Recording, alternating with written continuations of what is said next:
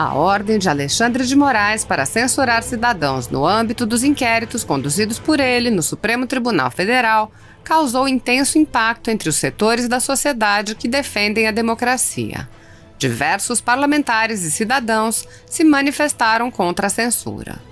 O deputado Marcel Van Hatten afirmou: a ameaça à democracia é censurar um cidadão. Quando chega-se a esse ponto, aliás, já não é mais ameaça, é ataque mesmo que a atinge em cheio. O inquérito fake do STF está atacando a democracia ao dar ao ministro o direito de determinar quem pode e quem não pode se expressar. Repito o que já disse em outras postagens. Se no mérito há o que discutir, já há remédios legais. Ameaça, injúria, calúnia, todos já previstos. Não dá para justificar ignorar o devido processo para uns e exigi-lo para outros, a menos que o Brasil já não seja um Estado de Direito. O deputado Felipe Barros apontou: o STF decidiu que só se cumpre pena após trânsito em julgado da quarta instância. Para intimidar críticos da corte, vale criar um novo tipo de pena, a censura, numa decisão sem precedentes, dentro de um inquérito, investigação inconstitucional. O deputado estadual Guilherme da Cunha afirmou: tive acesso à decisão que calou as contas de Twitter de brasileiros. Como esperado, nada que justifique tamanho ataque à liberdade de expressão deles. Parece-me caso de impeachment do ministro Alexandre, nos termos do artigo 7º, item 9 da Lei nº 1079 de 1950. O deputado acrescentou: não há uma única linha na decisão sobre o cerceamento da liberdade de expressão dos investigados, apenas sobre a busca e apreensão nos domicílios e quebra de sigilos bancário e fiscal. É como se o ministro sequer percebesse o abuso praticado contra a liberdade de expressão. O assessor especial do presidente Jair Bolsonaro, Arthur Weintraub, afirmou: esquerdistas fazem festa para censura, tiram sarro, fazem escárnio. Fosse o Brasil a ditadura de direita que eles dizem existir, quem estaria calado e perseguido eram eles. Se o Brasil virar Venezuela de vez, poucos estarão contentes. O resto, a imensa maioria, vira escravo. O investidor Leandro Russell lembrou: um dos pilares do Estado de Direito é a igualdade perante a lei. Hoje, não apenas o processo de investigação foi manipulado para perseguir um grupo específico de pessoas, como leis foram interpretadas sob medida para criminalizar apenas esse grupo. Russell também apontou: nos Estados Unidos é quase impossível para uma autoridade ou figura política pública processar alguém por crimes contra a honra. A jurisprudência da Suprema Corte é muito clara nesse sentido. O direito à livre expressão é pleno em relação às autoridades. Não há algo equivalente à Lei de Segurança Nacional que seria inconstitucional nos Estados Unidos. Na verdade, muitos juristas brasileiros acreditam que ela é inconstitucional no Brasil também. Nos Estados Unidos, há leis contra grupos que queiram derrubar o governo. O jornalista Alan Gani apontou: sabe o que é a verdadeira cultura do cancelamento? É o que o STF fez hoje, com as contas das redes sociais e principalmente com a doente democracia brasileira. O escritor Flávio Gordon disse: a censura de hoje só mostra uma coisa: o autoritarismo é tudo o que restou a esses incapazes que hoje ocupam o STF. A sua sorte é vivermos numa falsa democracia em que as instituições de Estado foram feitas apenas para salvaguardar os poderosos. Mas, no fundo, os homens de capa preta sabem que não têm mais legitimidade nenhuma. Conhecem a própria mediocridade. Estão cientes de que a sociedade os detesta e de que, não fossem os seus padrinhos políticos, nunca teriam sucesso em nenhum ramo profissional.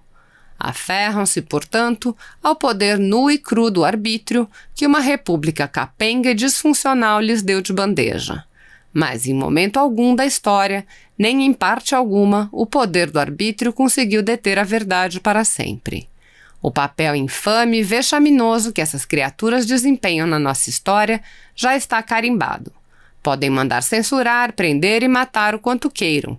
Nada nem ninguém será capaz de esconder a sua vilania. Respeito arrancado na marra não é respeito. Assim como amor forçado não é amor. Autoridades que não se dão ao respeito jamais serão respeitadas. Podem ser, no máximo, temidos, mas nem mesmo o temor mais intenso dura para sempre.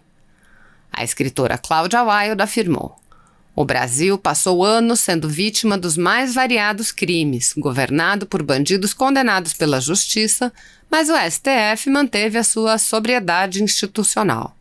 Com o atual governo, ele promove verdadeiros barracos ilegais contra aqueles que expõem as verdades que tentam esconder. Alguém precisa pôr freios nas arbitrariedades perpetradas por agentes judiciais. A militância no STF é a principal causa da instabilidade e do atraso no país. Um tribunal que trocou a lei pela panfletagem ideológica. É estarrecedor ver o silêncio das instituições que funcionam. O presidente do Instituto Mises Brasil, Hélio Beltrão, respondeu a um jornalista que sugeriu que o STF não estaria realizando censura. Beltrão disse: o STF está censurando sim. O caminho à ditadura usualmente começa calando vozes discordantes. Até o senador Alessandro Vieira, autor do PL da censura, considerou abusiva a ação de Alexandre de Moraes. Vieira disse: o STF está em um roteiro autoritário, venho alertando há tempos. Uma coisa é derrubar contas falsas ou automatizadas como redes de robôs. Outra, bem diversa, é cercear o direito de livre expressão de um cidadão devidamente identificado. Pegue o exemplo do Roberto Jefferson. É um cidadão que vem cometendo seguidos crimes contra a honra de diversas pessoas. Deve ser processado e pode ser condenado no penal e no cível, mas não vejo previsão legal que justifique cercear o seu livre direito de expressão. Não se combate crime com crime, e não bato palmas para abusos quando são praticados contra adversários. O assessor especial da Presidência da República para Assuntos Internacionais, Felipe Martins, afirmou: não há liberdade de expressão quando não podemos falar o que queremos, mas apenas o que nos permitem falar. Impedir preventivamente alguém de se expressar não tem outro nome, é censura. É por isso que, numa democracia, jornais podem ser processados, mas jamais podem ser fechados. Para concluir, presidente, eu quero externar a minha preocupação com o PL 2630, que está no Senado. Não sei se essa altura sendo votado ou não, havia muitos esforços para que ele não fosse votado, para que fosse feita uma discussão bem mais ampla, porque nós corremos o risco, sim, de sermos calados. Temos a nossa liberdade de expressão ameaçada por esse projeto. É claro que ninguém pode ser a favor de se ter perfil falso, robô, mas a perícia da polícia acabou de dizer que não tem como detectar a existência de robôs na rede, acabou de levar essa conclusão ao ministro Alexandre de Moraes. Então, o que estamos realmente vendo aqui é uma tentativa de calar a voz daquelas pessoas que falam diferente do que a mídia mainstream quer tratar. Então, nós temos que cuidar para não sermos calados, temos que brigar muito com todos os instrumentos, ferramentas legais, jurídicos, que a nossa Constituição nos dá, que as leis nos dão, para que a gente não aceite nenhum tipo de censura.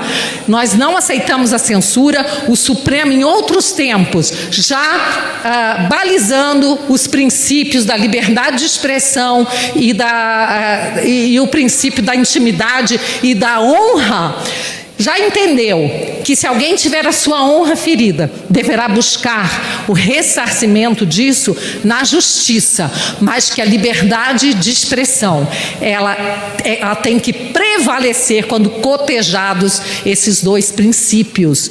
Então, senhor presidente, eu espero que, caso essa lei venha a ser aprovada no Senado, coisa que a gente sinceramente espera que não aconteça, e a população está clamando por isso, e também as plataformas estão ameaçando sair do Brasil diante do risco de terem que indenizar, de arcar com indenizações por pessoas que cometam alguma calúnia, difamação, e que nós já temos instrumentos para punirmos com a nossa legislação atual. Eu sinceramente espero que, se essa lei passar no Senado, que ao chegar à Câmara, a Câmara tenha essa consciência de que nós, como representantes do povo, temos que ouvir sim a população. E a população está clamando para que essa lei não seja aprovada. A população está clamando pela sua liberdade.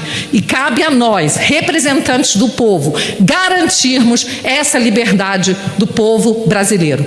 Muito obrigado, senhor presidente.